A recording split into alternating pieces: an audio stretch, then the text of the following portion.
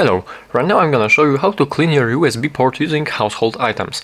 I recommend to use something thin, like this needle for example, but it also is recommended to not use anything made out of metal.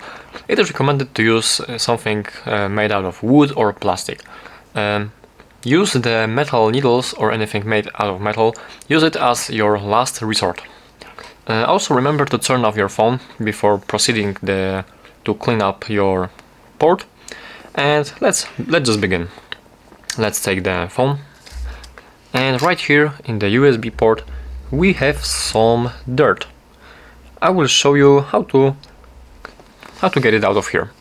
You simply have to grab your thin item and you have to put it gently inside and grab the dirt, grab all the junk.